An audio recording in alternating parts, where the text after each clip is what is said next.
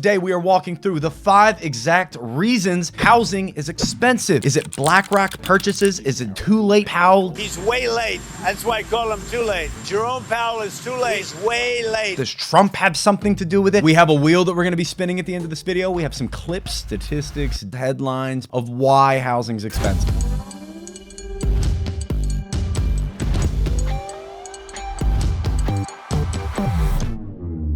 Canva graphic, beautiful, beautiful Canva graphic. Is that Shrek? Love Shrek at Liberation Day. I think he was really there. This is a really easy one, guys. We're gonna walk through 5 specific reasons housing is unaffordable. We're gonna be walking through some visual learners out there that want to see it drawn out. But we're gonna start with number 1. We're gonna start with our guy. His name is Jerome Powell. He is the chair of our Federal Reserve. Our Federal Reserve is a central bank.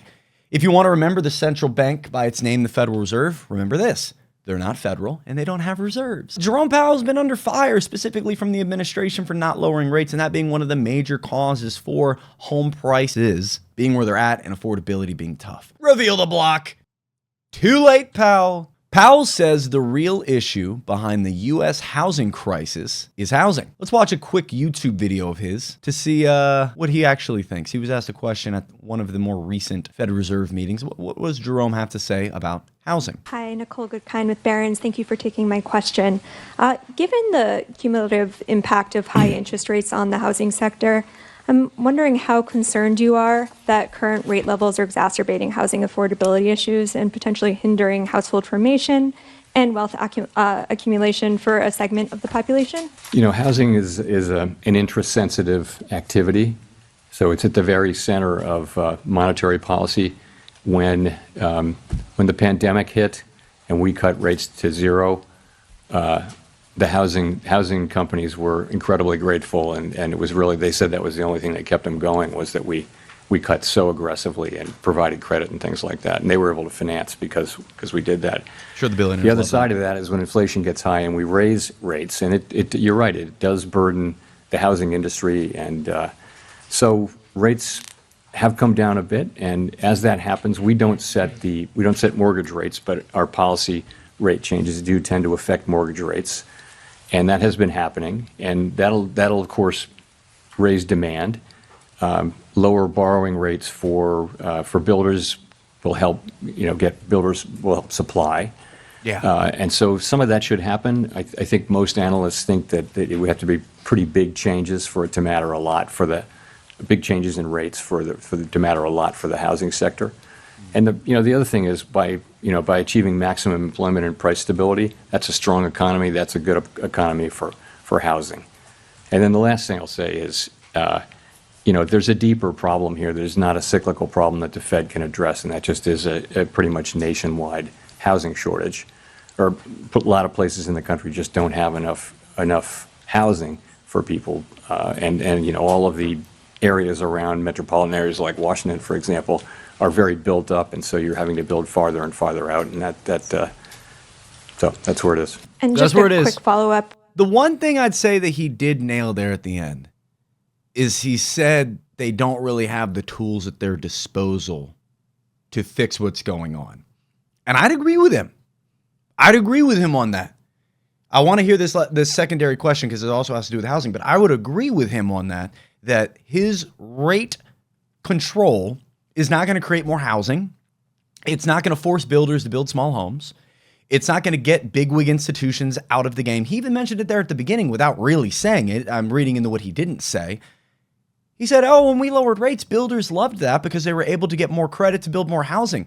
But as many people already know, the housing that's being built, they're 4-bed, 3.5-bath mega McMansions with 3,500 square feet. That's not exactly solving the affordable housing crisis. Let's listen to the rest of it. During the last SEP, or the press conference following the last SEP, you seemed to indicate that policymakers lacked conviction about their projections, and I'm wondering if you still feel that way. Forecasting is very difficult even in placid times, and as I've mentioned before, forecasters are a humble lot with much to be humble about. So I think right now is a particularly challenging time, even more uncertain than usual. I wanted us to listen to that last part about forecasting because they've made many forecasts that things will get better, inflation will come down. Guess what? In 2021, they had a 2-year projection as to where inflation would be by 2023. You want to know what their projection was? Go ahead and take a guess. Their guess was they were going to get inflation down to 2% by 2023. Guess in 2023, though, their next projection for the next 2 years in 2025, where would inflation be?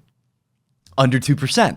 And in 2025, they recently put out another projection, and that's what that question was about, as to where inflation will be in 2027. And guess what it's going to be, everybody? 2%. We've been chasing this carrot on the stick for a while with the rates. Let's bring up into our next article. This is not a new conversation, but what I want to put in perspective for you is rates aren't the only problem. Scrolling down a little bit, we're on a mortgage calculator. This is from Daily Mortgage News. If you're curious, we do have a document with all articles, all links, all headlines we're going over today in the YouTube and Spotify description when we post this tonight. But what I want you to see, though, is that pie graph. And then we're going to shift it. First, I want you to see that pie graph. I want you to guess, out of an entire mortgage payment, what is your mortgage payment going most towards? If your guess was interest, you are correct. And that is that giant blue chunk in this pie graph. That is showcasing, out of your entire mortgage payment, how much is simply going to interest.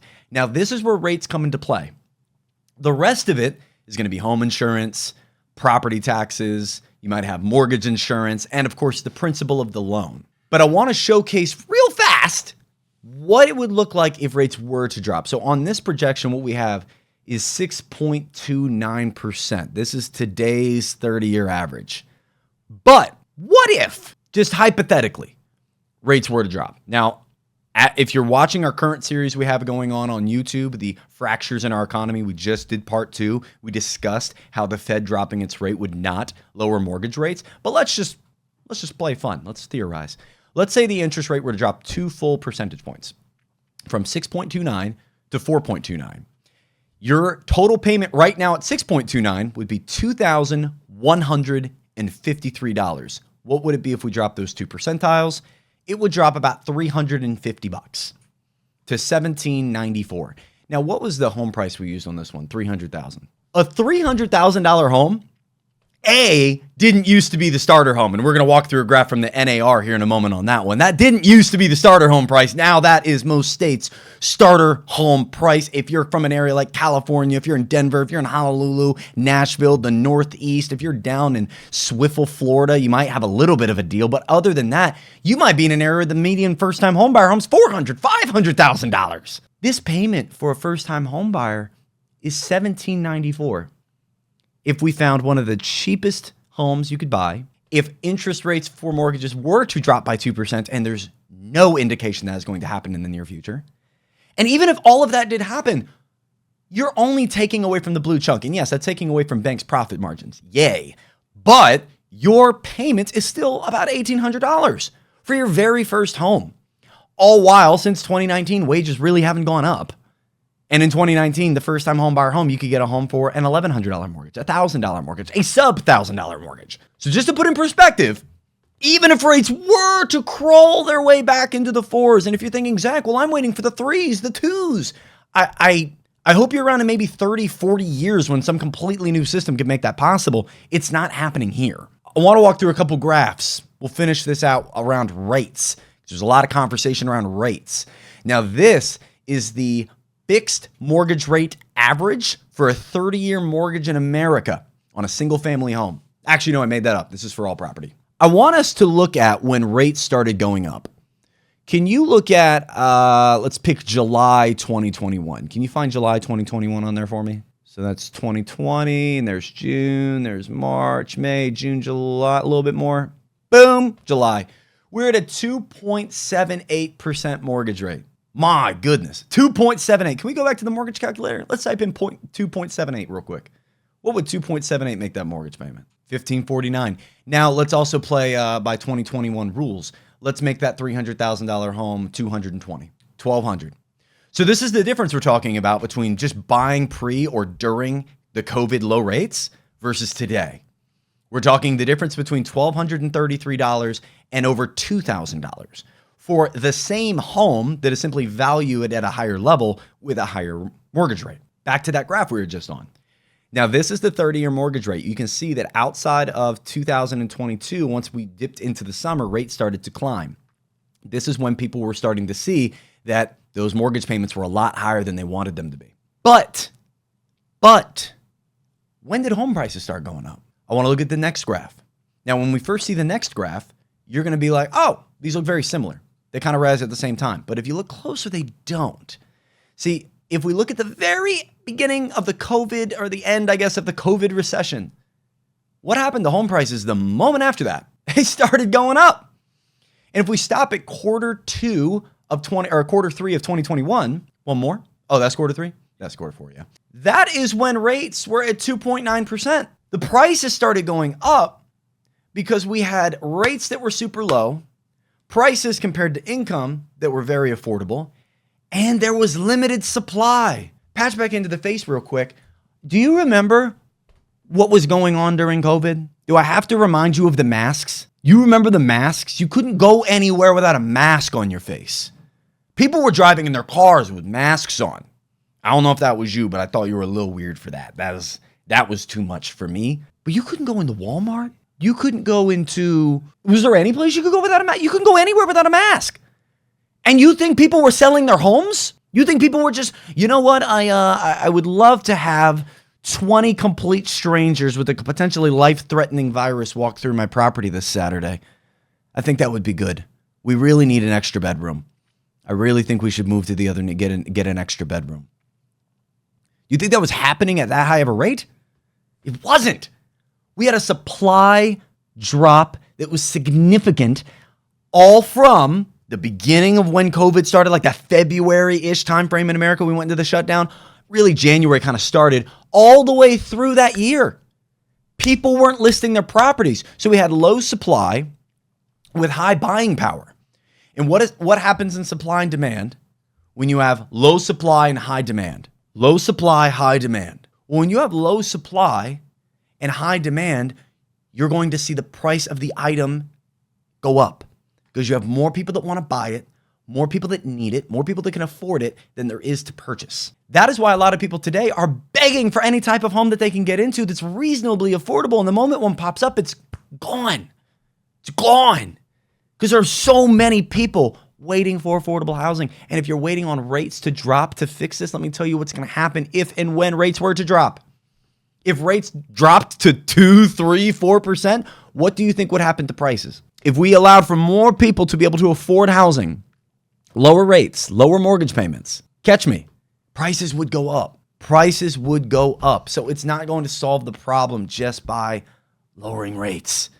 It's a cop-out to say that rates are the reason housing is jacked up, but that's not the number one culprit. That's not even the number one headline.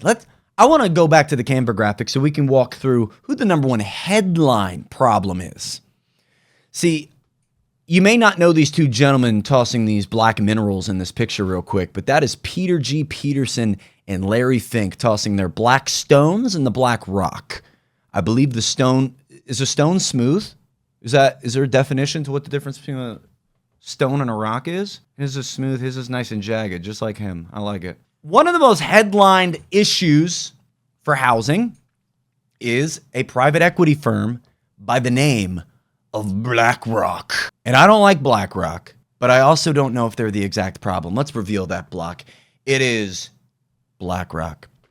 I want to walk into our first article immediately to a Reddit feed that says, oh, my camera's in the way, I can't really read it. Sean, I got you on reading duties. Break out that Barry Manilow voice. They say 44% of home purchases in 2023 in U.S. was by BlackRock. Is this true from your experience? Let's check some articles, Redditor. So let's go to our second Reddit article. Here, can we go? It's in the outline. I think there's a whole second Reddit. Perfect. Is private equity buying up all the homes, and is it a substantial issue? I wanted to show this one too because we're not just labeling BlackRock into this. I want us to understand people are calling BlackRock, Blackstone, private equity to be the reason for the housing shortage. That they are buying up all of the homes, they're buying the dogs, they're buying the cats. When the reality is, it's not. I want to read this paragraph that is right here on this Reddit feed. I thought it was a fantastic comment. It really locks it in. It says the growth of institutional investors is a symptom rather than the cause of extremely tight housing markets, said Jerry Schledech, a writer for Brookings Metro. The U.S. built fewer homes in the 2010s. Hear this part. The U.S. built fewer homes in the 2010s than in any decade since the 1960s. Foreclosures left many homes empty and deprived, but the decimated housing building industry never ramped back up. Yeah, never ramped back up new construction on residential housing. This is the problem. From 2008 onward, builders have not been building. And when builders are not building as much, what happens to the ones that do get built, especially the affordable ones? I can tell you exactly what happens from experience.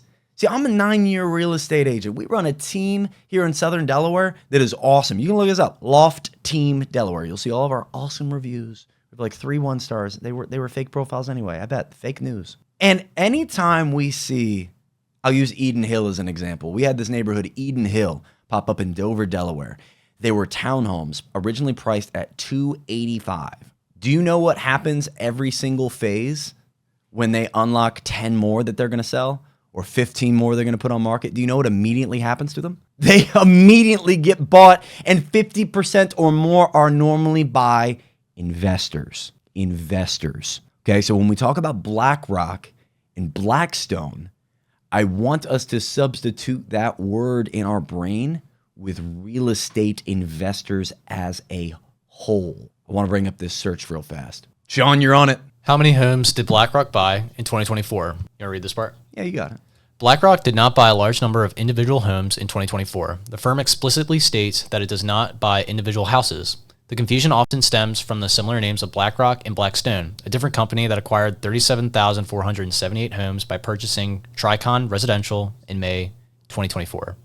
BlackRock's real estate involvement is through managing client assets and investing in areas like mortgage securities, multifamily housing, and construction financing. Beautifully done. Blackstone absolutely buys up properties. They own Tricon Residential. They own Home Partners of America. They own, there's another one that they own. It's like American Homes for Rent. They own Silverleaf in the United Kingdom. We got a couple of them. Let's bring up the first one that they own, and this will show how many homes they own within that portfolio. This is Invitation Homes. It's out of Dallas. Now, I know it just said Tricon Residential. You can look that one up. They're the ones building build-to-rent neighborhoods. Sick. Build-to-rent. They're not selling them. They're building them just to rent them and get the cash flow. So Invitation Homes, as of right now, has 84,000 rental units. It says, what was that, as of July 24? 84,000 rental units just in Invitation Homes. Let's look at Home Partners, or American Homes for Rent, I think is the next one we have up. American Homes for Rent, also owned by Blackstone. And it says, as of December 2019, I would love some updated numbers, the company owned 52,552 homes in 22 different states.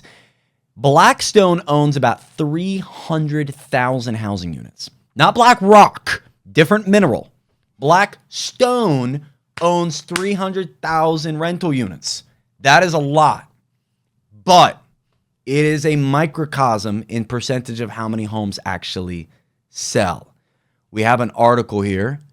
It says BlackRock's not ruining the U.S. housing market. The real villain isn't a faceless Wall Street Goliath. It's your neighbors and local government stopping the construction of new affordable, I'll add that word, new affordable housing units. I want to make this very clear. Institutional investors should not be buying any of our homes, and we should ban them indefinitely yesterday. But they aren't buying all the properties out from under us.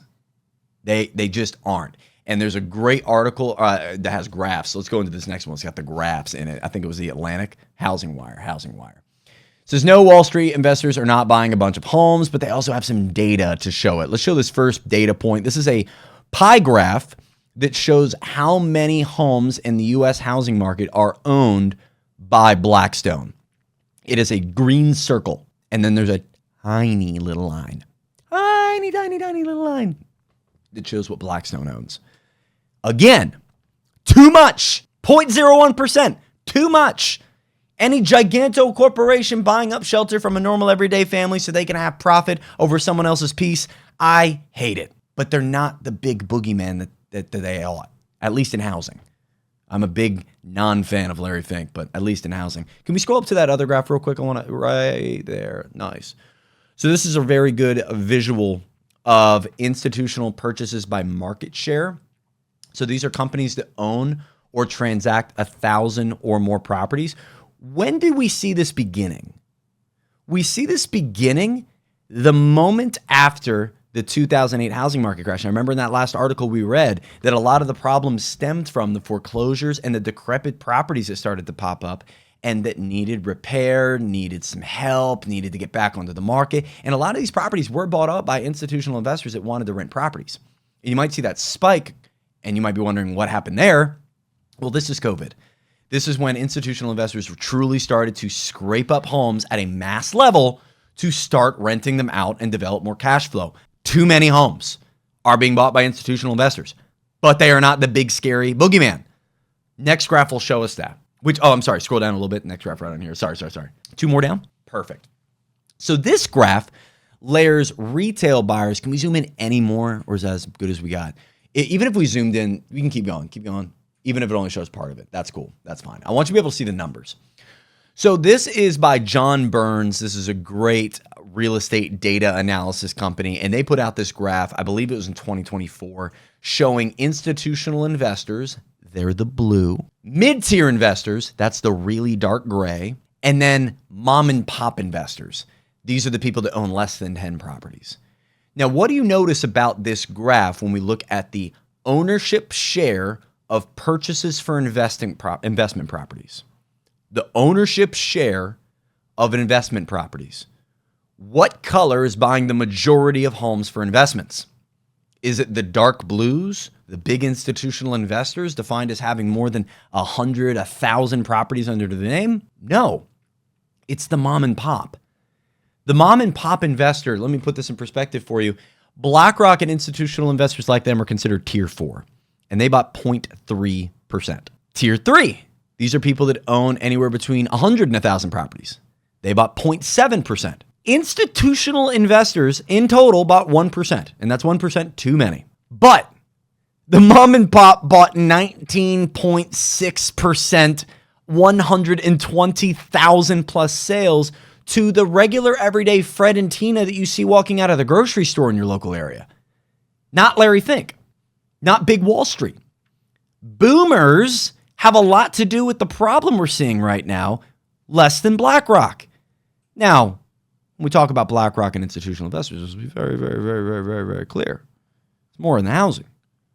We have food, healthcare, data centers, childcare, automotive, the stock market, AI, that a lot of private equity can be blamed for. But let's be very, very, very clear on what the true problem is. The people who are buying up their 5th, 16th, 30th rental portfolio property, their next Airbnb, their next cash flow opportunity so that they can ride off into the boomer sunset are who are buying the properties. Maybe how are they affording the properties? Because they already have properties. But we're not going to go too much deeper into this because we are going to touch on boomers. We got one more data point to go through. I want to show you investor purchases happening right now, guys. Before you read this, I want you to prepare your heart. Investor purchases were 33% of all single-family homes in Q2 of this year. This year, 2025, 1 out of 3 homes bought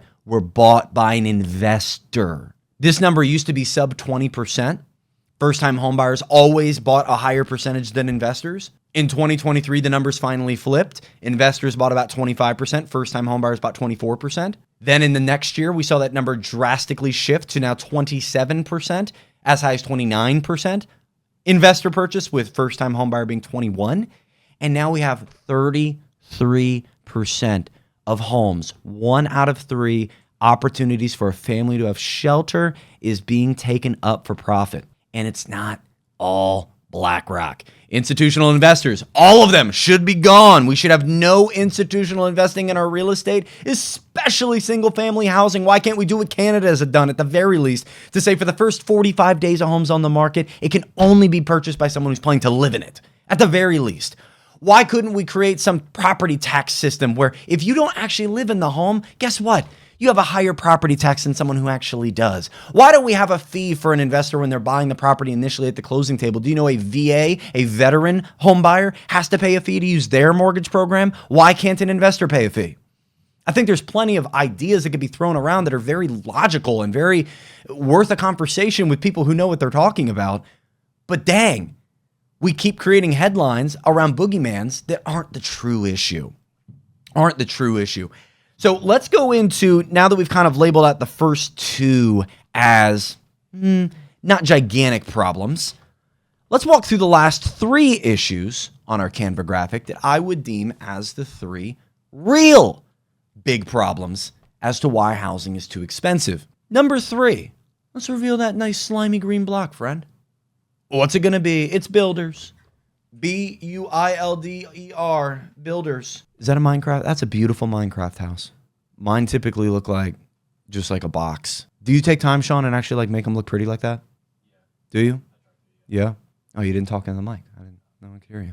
Yeah, I tried to. He does great. He does great work. Great Minecraft work. If you ever need a Minecraft contractor, Sean's your guy. Stop it. Let's walk into builders. Let's get into our first article. This is from Reddit. Again, another question coming from the general public. It says, odd question, but since there is a housing shortage, why are they not just building more small homes? Seems like a very reasonable question. If people want smaller homes, why aren't we just building smaller homes? Weren't a ton of great answers on this one, so what I want to do is give us an answer through Instagram. This guy named Glenn, who, big shout out, Glenn Nelson, broke it down right here on Instagram. So I want to show this real quick, and this is an older gentleman who, when we walk through, okay, boomers are the problem. There are some people, regardless of age, regardless of race, regardless of wealth status, that can see the problems for what they are. Nelson does. Let's watch it. Homes are so hard to find? The answer is more surprising than you think. Larger homes benefit from economies of scale. The cost per square foot drops as home size increases, making them cheaper to build than smaller homes. As homes get larger, the median price per square foot drops dramatically, from $200 for homes under 1,200 square feet to $132 for homes over 5,000 square feet. Bigger homes give more bang for your buck. Certain costs like design and permits are fixed, no matter the size of the home, so builders prefer larger homes to spread those costs out. Local zoning laws often favor bigger homes, making it harder to build smaller, more affordable options. For first-time homebuyers, this trend makes affordable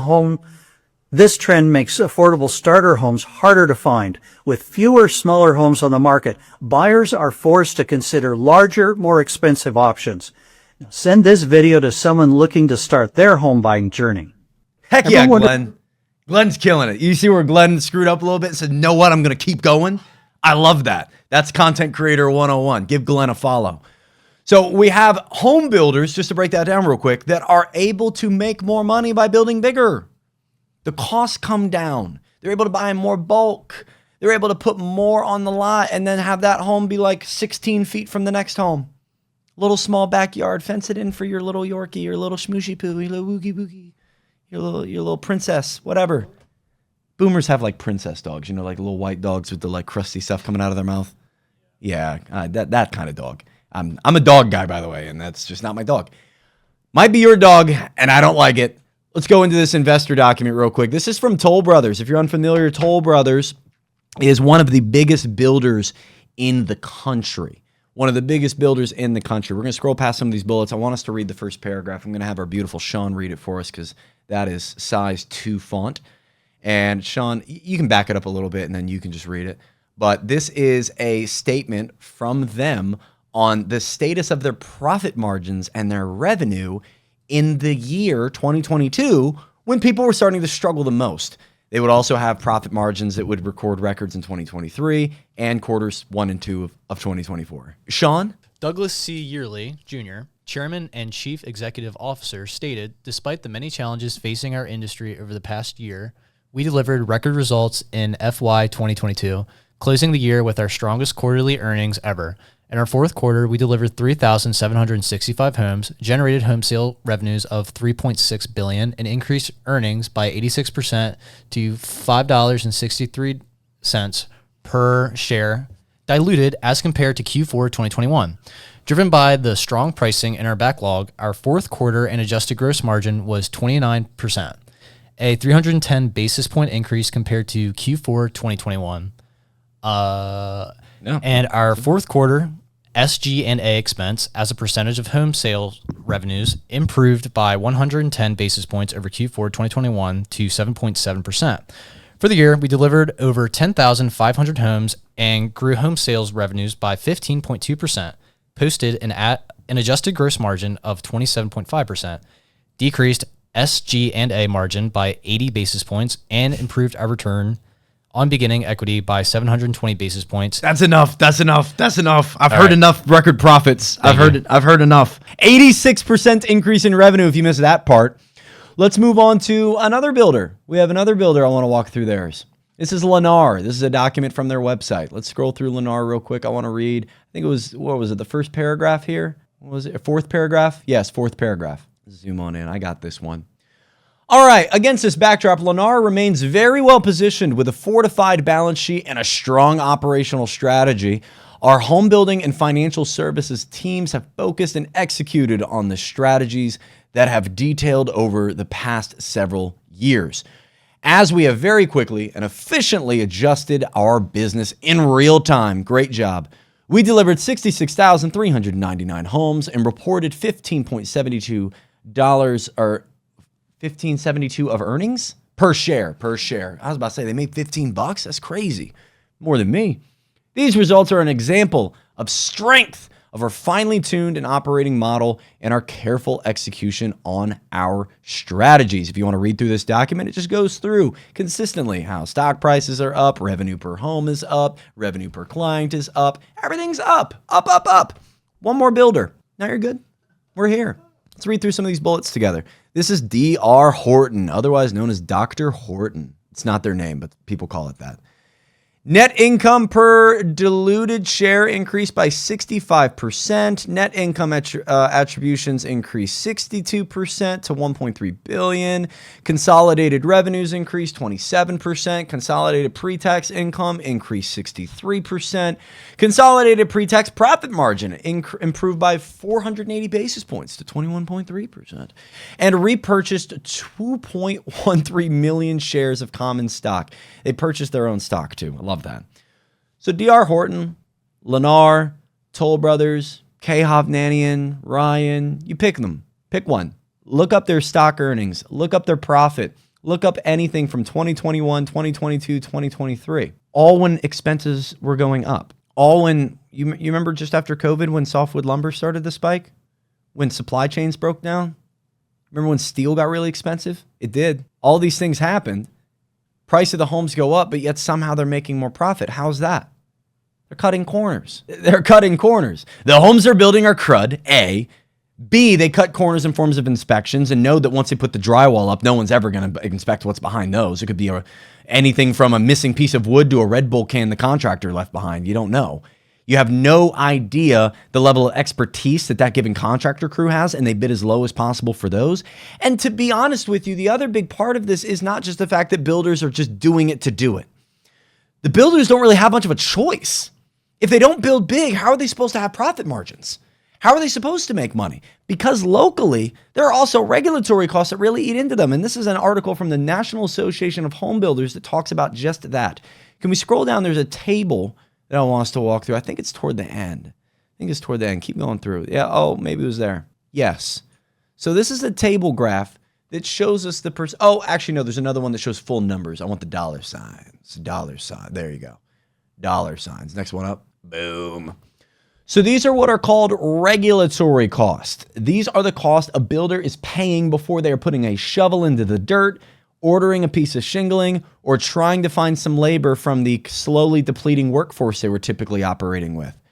This is a $400,000 home that they've used as an example, and they have laid out what the cost would be just to simply get through all the regulatory red tape.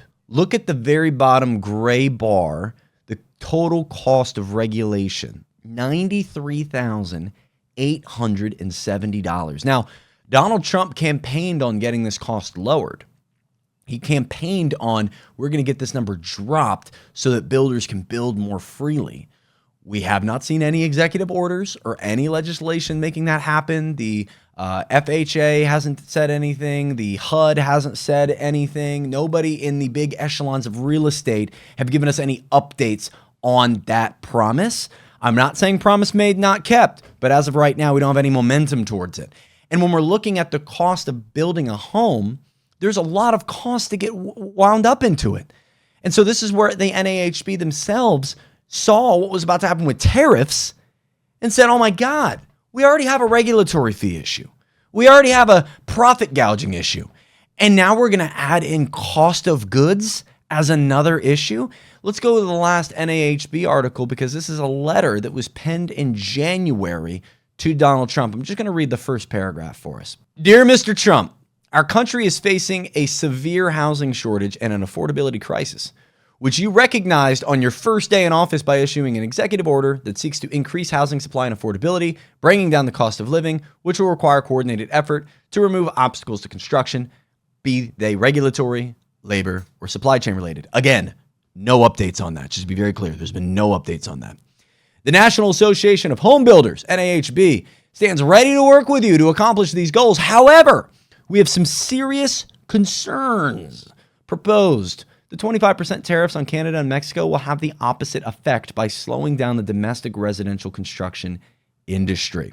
Okay, so we have a problem that seeps into the profit realm for builders, greed, because they're getting higher profit margins, all while costs are going up. We also see the problem of affordability with rates. There's no doubt in that. We have a problem with rates. And secondarily, those rates are also applying to everything they're financing. So when you're paying a higher mortgage rate, they're paying a higher rent on everything they're financing. Their labor force is shrinking. The cost of goods is going up. And we have buyers that aren't buying. And now you're tackling in tariffs? Let's go to the whiteboard really fast. So when it comes to building up a neighborhood, there's a couple costs that we have to think about. So there's the infrastructure costs. So I'll just go infra. The infrastructure costs are things like permitting.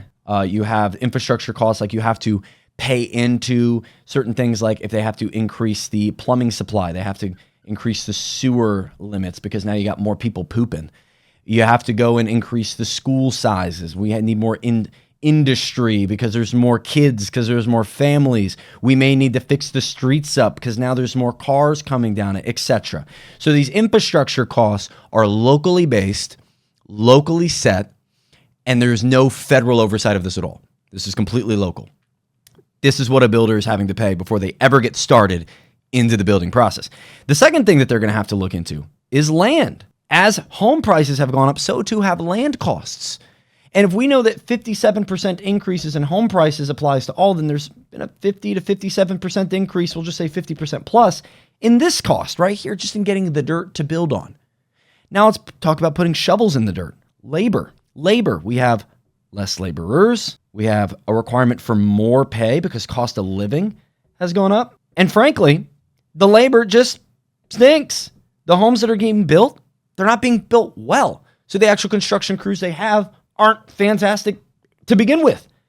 And then we have regulatory fees. These are what we just went over. These are everything regulatory wise, just to simply walk into building this property. We have from an ADU to a full bound neighborhood, there are going to be costs you have to pay to your county, your city, your state sometimes in order to build that property.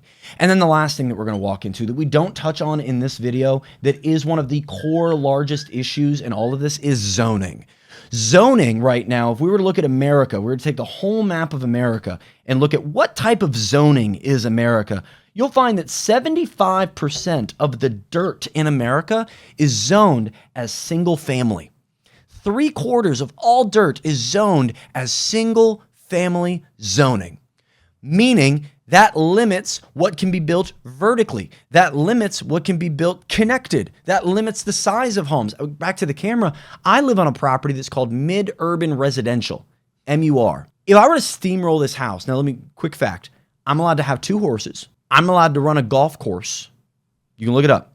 I'm allowed to run a golf course, but I'm also not allowed to build a home smaller than 1,500 square feet. So if I were to steamroll this house, I'm allowed to put in a par 3, but I'm not allowed to build a tiny home. Definitely not multiple. I'm allowed to have 2 horses ranging around this property on a free range fenced in piece of property, but I am not allowed to build a tiny home. I think builders are absolutely limited by these things, and they're limited by where they can buy, how they can build, and then the cost to go into making it happen. Big time. So I'm not advocating for the builder, but I am saying they're kind of stuck. And this is where legislation comes in. This is where I believe the housing market's not going to naturally fix itself. We've been bred into a system that is so corporate friendly, that is so friendly to the billionaire, that is so favored by lobbying since 2010 Citizens United, that we're in a market now that can only be fixed by legislation. We created a world where builders were allowed to cut corners. We created a world where building a home is difficult because of zoning. We've created a world where it's expensive just to cut across the red tape, forcing small builders to sometimes go out of business or sell to these big builders because they can no longer afford the profit margins. They are not at a large enough scale as some of these national builders. And the consolidation of national builders buying up these small and mid-sized builders has been rampant over the last 2 years and growing. We have to find some way to incentivize builders to build small. We have to. We can't just say we're going to free up builders to buy more credit to build more homes like Jerome was talking about. Because when that credit gets lowered, it's just going to lead to home building for the buyers that want the big properties, for the retirees, for the relocators, for those that have the funds, the boomers. And with that being said, I would like to go back to our Canva graphic because I think we got something to talk. Oh, it's you. We were just talking about you, Larry. Yes, you have much to say. Is your wife there? She doesn't say much. Oh, you brought the whole crew. Interesting. So, boomers, what do you got going on? What do you have to do with the housing market? You guys are nice. You guys are kind. You guys have a piece of candy to give me under the bottom of your purse, right? What's number 2? Oh, boomers. So could boomers be one of the major problems in our economy and our housing market? Let's scroll up real quick. Let's walk through where we're at so far.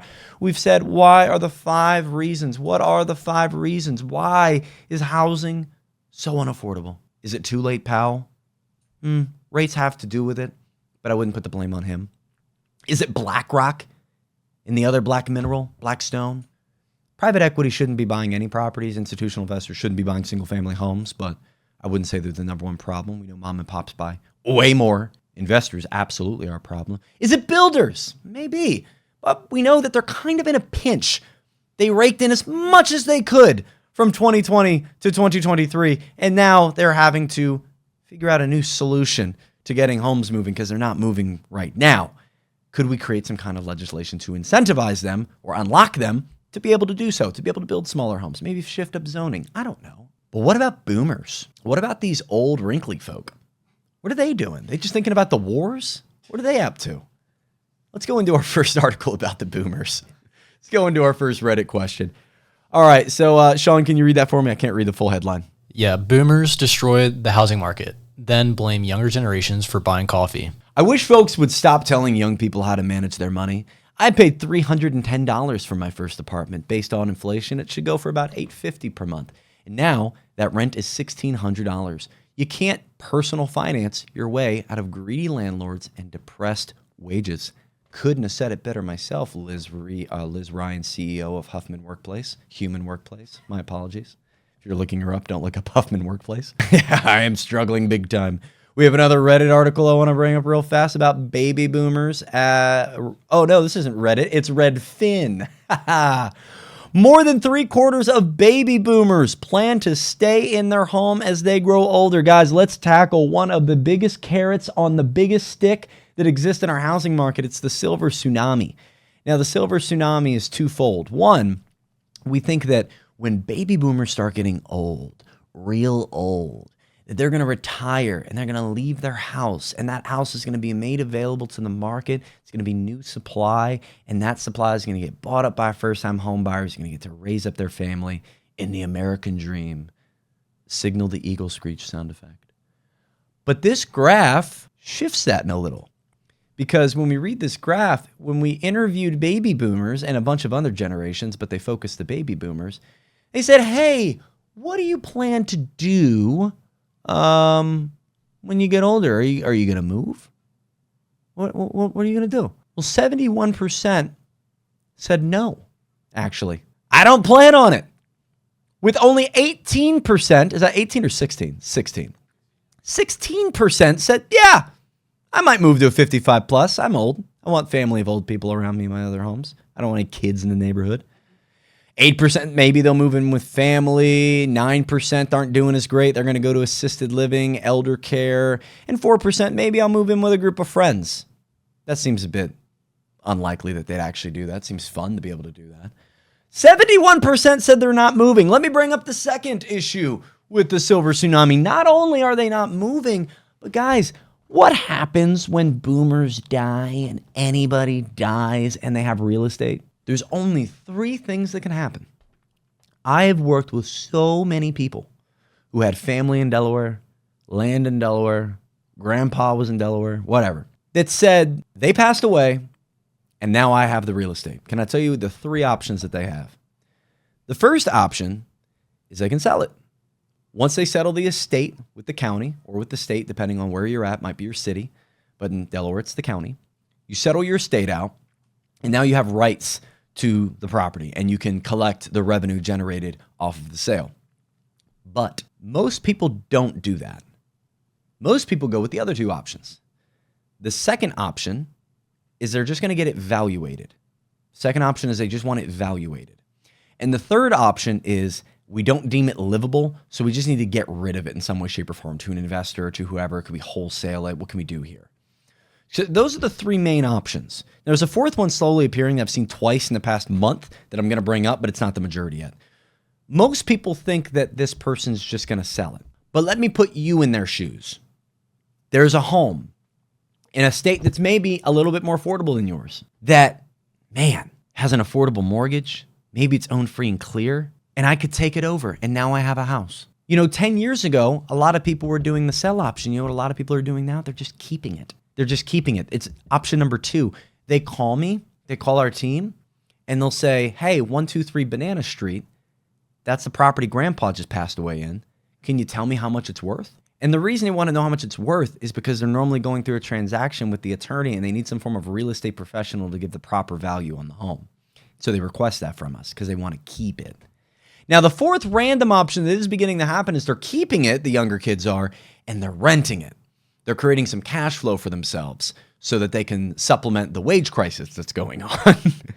So all that to be said, if they rent it out, if they buy it for themselves, or it's not even worth living in right now, is that good or bad for the affordable housing supply? It's bad. It's neutral at the very minimum. It's not beneficial at the very minimum. The last point that I'll bring up about the silver tsunami before we walk through a couple more articles, because I do believe boomers are a large part of it, but I don't believe their assets are coming back to us, is there's never been a time in history where we can look at a generational die-off leading to assets hitting the market. And frankly, the silver tsunami is being touted as this, if you wait 5 years, housing will be affordable again. Can I tell you, everybody's doing that? Everybody's saying, oh, when all the boomers die, when all the baby boomers are gone, housing is going to come back. I don't see that anywhere in our housing market's history.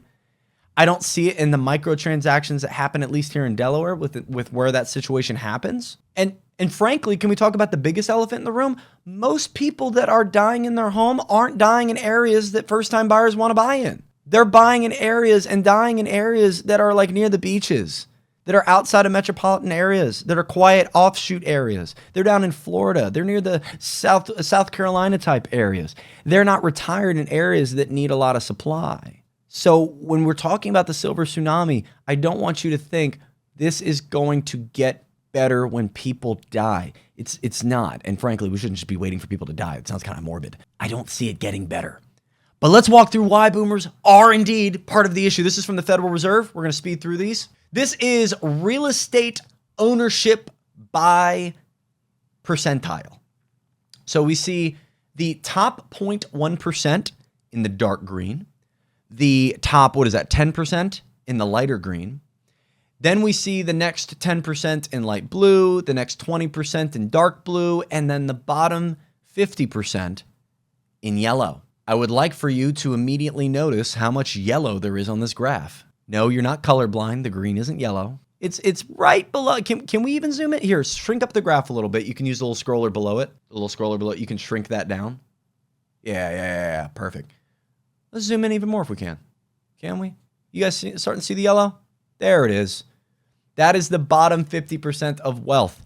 And I'm telling you right now, the majority of that is Gen Z. The majority of that is millennial non-homeowners, because the difference in net worth between a homeowner and a non-homeowner is vast. It's very vast. And I'm going to show it to you because we actually, do we have that article? I don't have that article, so I'm just going to tell you. The difference between a homeowner, so if you have a home versus a non-homeowner, okay?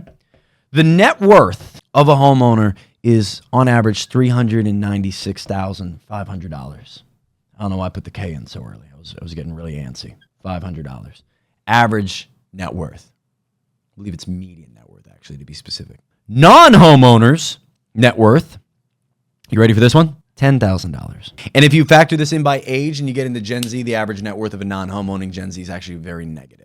So there's a $386,000 difference in net worth based off someone who bought a home, usually pre-COVID. They got the advantage of all those asset prices increasing. Their home went from $200,000 to $400,000, or maybe they bought it in the 80s when they bought it for a couple pieces of pie.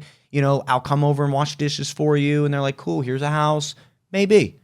But a lot of the wealth is in real estate, and a lot of that wealth lives at the top. Now, there's this gentleman that I find quite annoying, but I'm going to play the video for you anyway. Please, patience, about boomers. I would like to show you real quick the difference in ages for buyers in 2007 versus 2025. This guy, he explains it. This guy stinks. He stinks. The housing market. Oh yeah. You know how old a home buyer was in 2007 in America? How old? 39 years of age, which means they were born in 1968 when they were buying homes in 2007. Now, if we flash forward to today, to 2025, do you know how old home buyers are in America? How old are home buyers in America today? The median age was 56 years old for people buying property in America. Damn, so boomers real.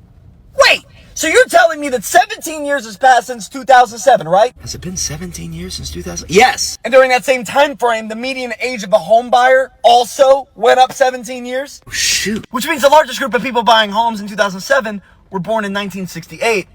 And the people who are buying a home today were born in 1968. Yeah. I don't want to wait till I'm 56 to buy a home. What are you now, like 35 or 31? Shut up, I'm not old. And I'm 32 now. Big birthday was in October. Hashtag 32. We're old. Yeah. Woo! Age. Technically, that's Gen X, 1968. But does that stat not smack you in the face that the average buying age just keeps moving with you? Right? The average home buying age just keeps moving as you age. So yeah, in 17 years, it'll be 73 years old, right? So it's moving right along. So what are the difference between homeowner and renter wealth? Oh, I did have this one in here. Oh, did you bring this one up? It's in the list? I'm silly. Let's scroll down real quick. I think I had the numbers right. I want to make sure. I think it might have been in the top. Was it? Okay, right there. Yeah, right there.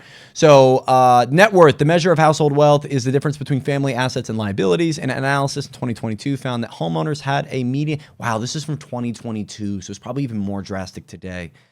The difference was a median net worth of $396,000 for homeowners, while renters had a median net worth of $10,400. Sorry, I cut you off by $400. My bad. $396,000 versus $10,400. And again, this is from 2022. Home prices have gone up since 2022, at the very least 20%. So probably an even higher number at this point, unfortunately.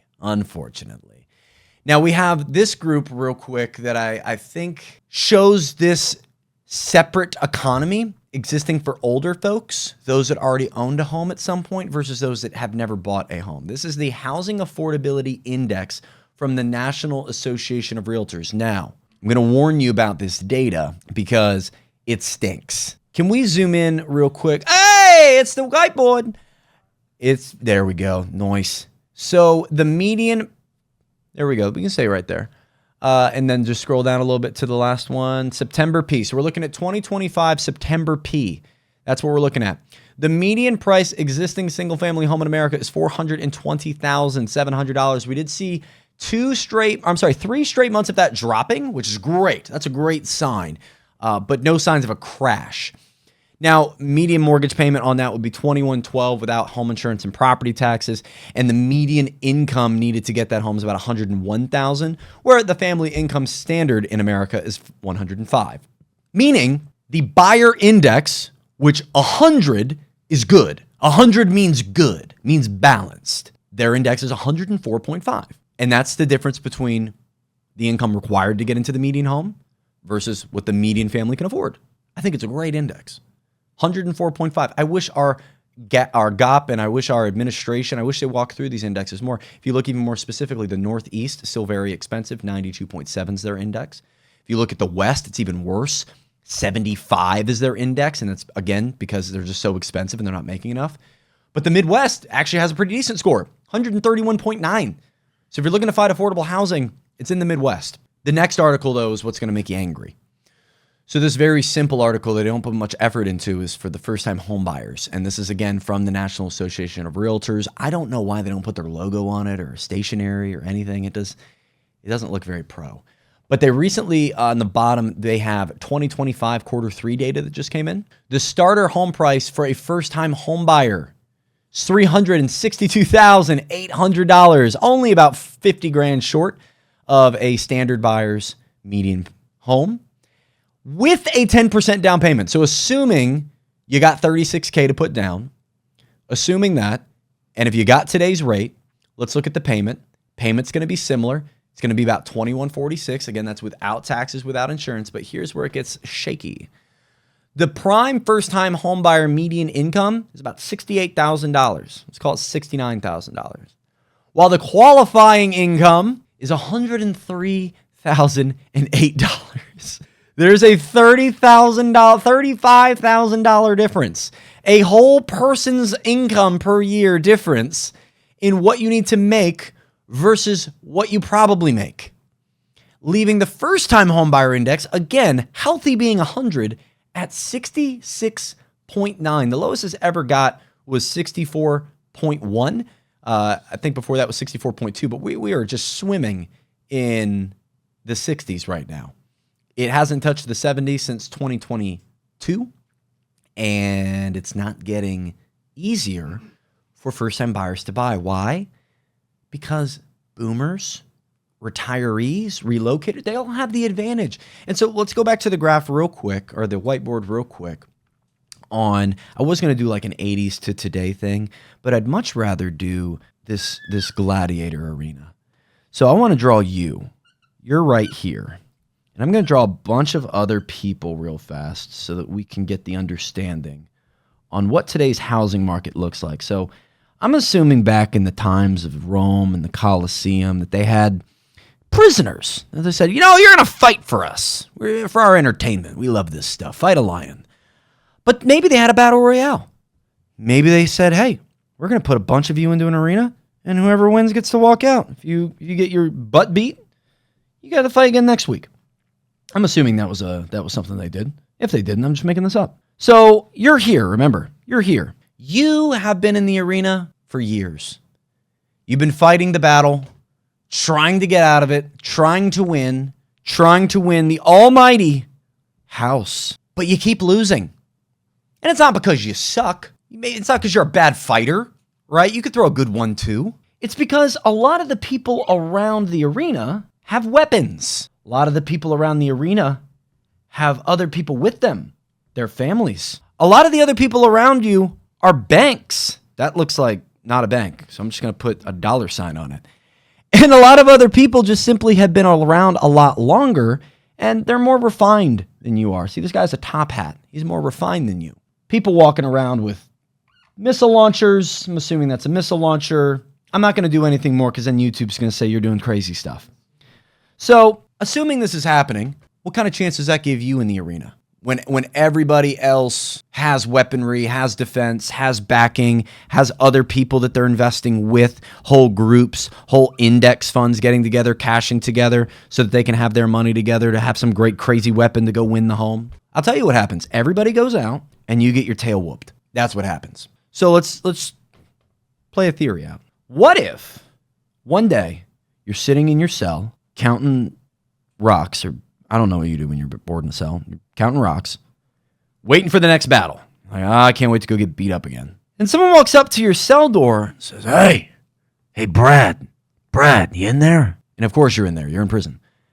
Hey, I got this sword and shield for you. I want to give it to you so the next battle you have a better chance. And you're like, oh my God, I got a sword and I got a shield. I got lower rates. That's what the sword and shield is, by the way. That's the analogy. I got a sword and shield. I have weaponry now. I don't have to just go throw my fists around at people that have like bazookas. I have an opportunity. I may be able to make this. It's a slighter chance. It's a small chance, but I might be able to do it. You're getting pumped up in your cell. And then you hear, just to the left of you, that same guy walking over to the next cell saying, hey, Jennifer. Then he goes, hey, institution. Hey. And before you know it, you watch him go around the entire arena handing out swords and shields. Everybody got the same exact advantage you got. When rates go down, everybody's rates go down. Okay? When homes are affordable, everybody's opportunity that home is affordable. People that are yelling when rates come down, it fixes the housing market, they're only talking about giving opportunity to these folk, not the first-time home buyer. Just to be clear, because when we look at the headlines and talk about rates, and when you hear Donald Trump say, too late, Powell, he hasn't dropped rates, I want them at 1%. To be quite honest with you, non-politically, he's economically senile. That's stupid. We would create a world of insane asset inflation. We would continue to cut out the first-time home buyer, and without getting any type of advantage into the hands, and I'm not talking about handouts, I'm talking about just simply giving an opportunity to potentially have a chance at getting them in. We have to create something. There have to be policies. There has to be legislation, because rates aren't going to do it. Boomers are going to hold on to their assets. And guess what? When they pass away, they're not giving it to you. BlackRock's not the big boogeyman. Rates aren't going to fix everything. Builders can't build the right homes, and boomers are holding on to their wealth. What could possibly be number 5 to finish off the 5 reasons why housing's unaffordable? Oh my God. I low-key hate snakes, so that kind of freaked me out a little bit. We got a slithery snake. What could a snake mean? I want some guesses in the comments. What could a snake mean for the 5th reason why housing is unaffordable? It really encapsulates all of what we've just talked about. That's your hint. Really encapsulates everything that we've talked about. But how could a snake... Oh, we can go ahead and tease the next part too. How could a snake be a part of it? And when we finish the snake, we're going to get to this wheel. We got the wheel of possibilities. This is a wheel that we are going to spin that is going to tell you how housing can become more affordable and when it will be more affordable. So we're going to get to that here after this. I want you to stick around for the wheel, because first we got to get into the snake. 5 reasons housing are unaffordable. Is it rates, BlackRock, builders, boomers, or maybe it's this bifurcated economy? Bifurcated? What the heck does that word mean? I want you to think of a little slithery snake. We're going to do a little slithery snake. He looks like a noodle. What's up, noodle? I'll give him a little rattle. That makes him... Now he just looks like a long, weird banana. Okay. Here's his eye. Now he's definitely a snake. Sean, give me a 1 through 10 on the snake. I asked Sean. 3. Joe. 3? Shit. Dang it. Danger Noodle is approaching. We have him. He's killing it. He looks more like an earthworm with the lines. I'm screwing it up the more I do it, so I'm just going to stop. He has a tongue. Here's what his tongue looks like. His tongue is separated right here and goes out like that. That is kind of similar to like what a K shape looks like, right? You know what a K looks like? A bifurcated economy is when we have the haves in our economy, in our world, in our country, and the have-nots separating from one another. A bifurcated economy, more specifically a K-shaped recovery, is what can happen after a crash or recession. It's a type of form of recovery, and it's when the boomers, billionaires, and net worth holding individuals get to take on more assets when credit gets lighter, when it gets easier to access more debt, access more assets. You can buy more companies, buy more housing, buy more everything, buy more labor. When that happens, their net worths go up. The stock market's going up. Home prices are going up. They're able to do more now with automation and AI. But what about everybody else? Well, If you don't own a home, you don't own a business, you don't own stocks, you don't have an IRA, you don't have a job that makes $100,000 a year, you're going down. And just like this snake tongue, the thing about a bifurcated economy is it never comes back in contact with the other side. You'll never see a snake with the two ends of its tongue tied together. At least, I don't think. Maybe we need to have Steve Irwin on. I don't think that's ever happened.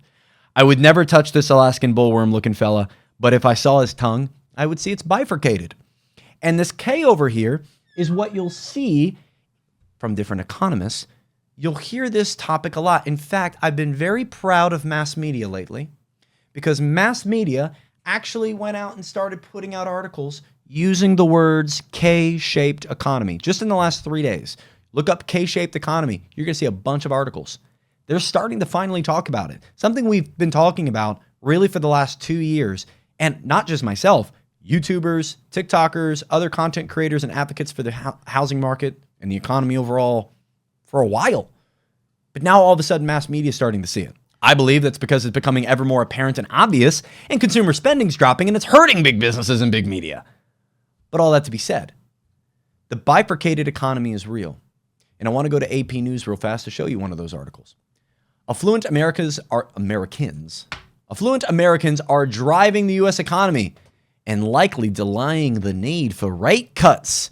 Those beautiful low rates that you want being delayed by the people that can spend most of the money. Did you know that 50% of the consumer spend in America right now is being made by the top 10% of income earners? That is a true stat. Another true stat is the typical income to buy a home. We already walked through this, but I wanted you to just have another source. No, we're not taking it out of our butt. $107,000. That's on Investopedia. They love capitalism. They love boomers. They love those stock portfolios.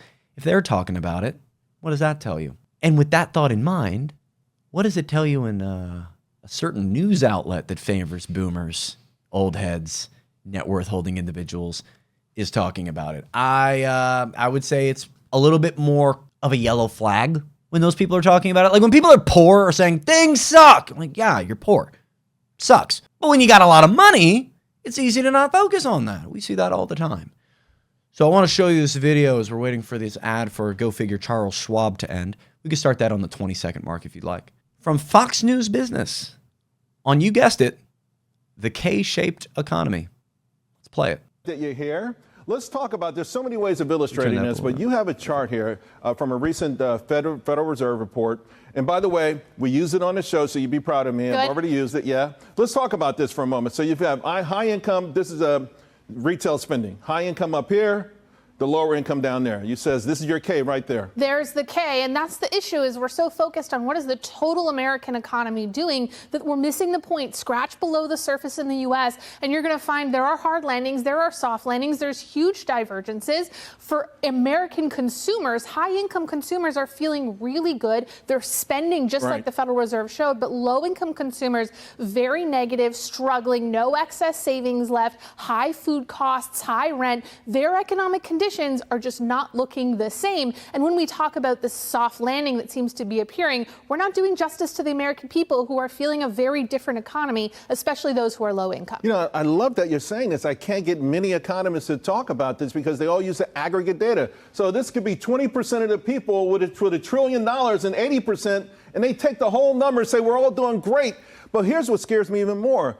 Policy is based on aggregate data. That's right. So do rich people have to start hurting before there's relief for non-rich people? Well, that's the challenge. And so if you're an economist or you're looking at markets, you have to focus on the aggregate. And if you're the Federal Reserve, you have to focus on the aggregate because it's the economy as a whole that's going to drive inflation. So it's not wrong to look at the total story. It's just not doing service to the depth of... But can someone invent these tools? Because they tell me all they have is a mallet, right? Can someone invent more finite tools to go? There's got to be a way somewhere on the horizon. Otherwise, think about this. Where we are now is the reason to keep interest rates high. These high interest rates actually fuel the wealth of the folks who don't need it anyway. In the meantime, that bottom group you're talking about, they're paying 23% interest rates. That's exactly it. Now, there is a tool, Charles. It's fiscal policy. Fiscal can actually go and target specific groups much more than monetary policy. But there, too, we have a problem because we are hitting up against some of these record levels of debt. Right. And there is not a lot of flexibility. Now, meanwhile, under the surface, we have the top 20% of Americans fuel 40% of spending. Right. So this economy 50. as a whole can continue to chug along, look like this so-called soft landing. We don't actually need those bottom 80% of Americans to spend for it to look really good on the surface. But unless we actually pay attention to the underlying details, we're going to get confused with the economic data, which is sending different signals Right. and showing different types of confidence depending on which segment of Americans you're looking at. And then, of course, the same thing with corporations, right? Large CEO confidence going up, small businesses going down. And of course, these big businesses, they have a lot of access to DC. When you start talking about policy, that somehow still seems to benefit them more than small businesses. So let's talk about the U.S. economic conditions for a moment. U.S. Growth will be uncomfortably slow. Several segments are operating in recessionary type environments, and the odds of recession are still higher than in standard periods. But you're still not going to say recession, though, or at least not a textbook recession. A recession is 2 quarters of negative GDP, and we're just not likely to get that in this type of environment, especially because government spending is so high. It's also atypical. Usually we see huge levels of government spending in recessionary periods. Now we're seeing it in good times. That's keeping a floor under growth. But again, it doesn't negate that there are areas of this economy that feel really tough for a lot of folks. Well, so why in the past, I mean, we've got a wartime economy right now. We're not at war. And we just posted the 3rd biggest deficit in history. How come there was these rules about not doing those kind of things during peacetime, during great times for the economy? And why do you feel like those rules are just being ignored or erased right now? Yeah, economists don't have the answer to that particular question, Right. but when we see this situation arise, we can't help but get a little bit nervous. Now, a lot of folks will say there's going to be some big event. I'm less worried about that. Remember, the Treasury market, most liquid asset that we have, lots of demand for U.S. Treasuries and U.S. dollars. What I'm concerned about is that looking ahead, even if it's several years ahead, stock Right. market not focusing on that, this is not a government that continue to spend at the same level it's been spending. There's going to have to be a pullback. And at that point, call me old fashioned, you spend all the money in your piggy Right. bank, the rainy day comes, you got a lot less to buffer the next challenges ahead. You talked about an event, right? So I've got some of the problems with our fiscal path. What if there's no event, but today yields are going through the roof? What if bond yields don't come down the way everyone has assumed they would come down? What if some of these other things, maybe not a cataclysmic thing, but combined, we don't get that sort of normalcy that we normally would with a business cycle? Well, that's a challenge for the Federal Reserve as well. So they may be looking at areas of the U.S. economy that need more support, but they can't lower interest rates because the economy as a whole, fueled by government spending, is still really strong. So what concerns me here is that there are 3 big contributors to large government spending right now. It's defense, entitlements, of course, but net interest payments are rising. It's more than defense now, Exactly. isn't it? Yeah. So I think that economists and taxpayers would really prefer if government money was going towards bridges, not paying U.S. Treasury Right. holders their interest. So the quality of the federal spending also declines in an environment where you're paying more towards interest. As an economist, I don't like that too much. Yeah, and All by right. the way, as a citizen, And that's on Fox Business, who, again, you got to just think about their target audience, target demographic, the boomer that's watching that while eating their popcorn, sitting on their reclining lazy boy. They're saying, oh, the Gen Z is just not working hard enough, Not really. It's a much larger issue than just that. We got one more Reddit section article to go through, and then we're going to tell you what's going to happen with home prices moving forward. What does this say? Can you read it for me? So this goes back to the article that we reached earlier around builders, D.R. Horton, Toll Brothers, all these other builders reporting record profits. We're now seeing a drop back with an over 40% cutback in income year over year, or is this quarter over quarter? I missed it at the headline. Is it year over year or quarter over quarter? Or just reported net income? Okay, so if you pull up the graph, it looks like year over year because they're showing 2024 to 2025. Yeah, there's no quarterly data. So that would be a 40+% loss over the course of 12 months. Builders are beginning to feel it. And this is where we start to see where's there going to be a crack. If you've watched our fracture series, we're through 2 parts of it. We'll be posting part 3 next week. You'll know we're walking into a faltering economy. Who's to blame for housing, though, has a lot to do with greed, has a lot to do with boomer asset holding, has a ton to do with zoning, builders not being able to build affordably. And now these builders are seeing the repercussions of their own actions. The inflation of housing has led to asset prices being so obnoxious, so exorbitant that you're not able to even get buyers in the door anymore. While they lower their costs, new construction sale costs are now below resale costs. while they lower their interest rate because they have their own interest rate within new construction companies they can offer and give as many incentives as they can, they're still not getting buyers. Why do you think that is? Could it have something to do with the fact that their target demographic are the people right here? I like the noise. The target demographic of a D.R. Horton cardboard box is the person who is on the bottom side of this K-shaped economy. And they're seeing the results. So, we've covered a lot today. Let's go back to our Canva graphic real fast. We'll finish up. Oh, it's the Alaskan bullworm. Love him. We love Alaskan bullworms. 5 reasons why housing is so expensive. Is it too late? Powell and rates. Why we know rates would absolutely help things if they were lowered via our arena analogy. We know it's going to help everybody, not just first-time buyers. BlackRock.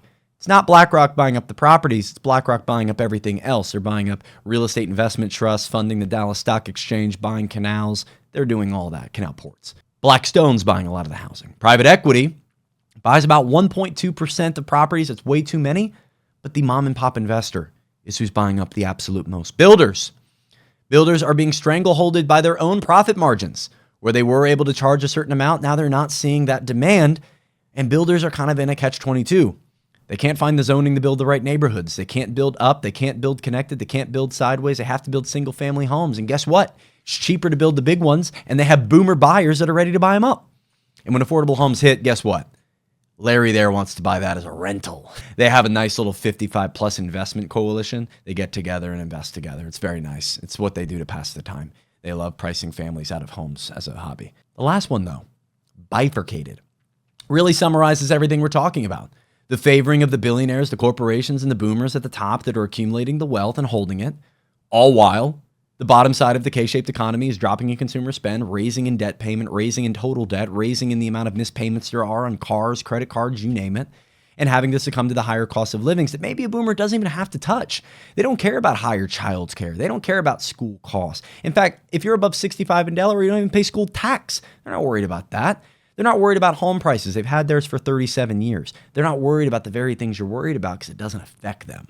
When it doesn't affect them, it doesn't infect their brain. And when it's not infecting their brain, they just sit back, watch whatever media propaganda they'd like, and tell you to work harder. Now, let's look at how housing could get, or when, or we'll do will. Will housing become affordable again? We've come up with a fantastic way of doing it. I'm going to suggest this to my friends over at the legislative branch as possibly a new way that we can come up with bills, a new way we can come to decisions. And I frankly think with one properly formatted one of these, we could end the government shutdown in one foul spin. We're going to spin to see what happens. Will housing become affordable again? Look at our options. Look at the many possible great options it could land on. Make your pick. You think it's going to be yellow? You think it's going to be red, green? What do you got, Joe? What color you got? Blue. Blue? Sean? Red. Red? Okay, we got blue. I'll take yellow. All right. Will housing become affordable again? Let's spin that wheel. $1 million homes. Yeah! Woo! $1 million median home prices on deck. Love it. That's good. Okay. That's perfect. Great way to end it. Guys, we'll end it the way we started. Housing is getting expensive, and according to the great wheel of doom, housing is only going to become more expensive. What can I tell you? The spinner has spoken. And I think if we just put like red on this side, blue on this side, we got all Congress into one room and say, hey, look, we're just going to spin the wheel. Whichever side it gets on, we're going to do that one. Guys, this has been episode number 39 of the Zach Faust Show. We're on Spotify, YouTube, and if you've gained any value from this or other shows you've been following along, please hit subscribe, as it does benefit our little algorithm, and it shows that it's of value to you. And I just love seeing that more and more people are finding value in learning about macroeconomics. It's a boring topic, but it's a pertinent topic in what's going on in your and I's lives. We'll continue to tackle on these topics and more. Next episode will be on Wednesday as we go live Wednesday 11 and Friday at 11. Posted on YouTube and Spotify later that evening, twice a week. And next week, we hit part 3 of the fracture in our economy. Love you so much. Be great. Love yourself. Have a great one.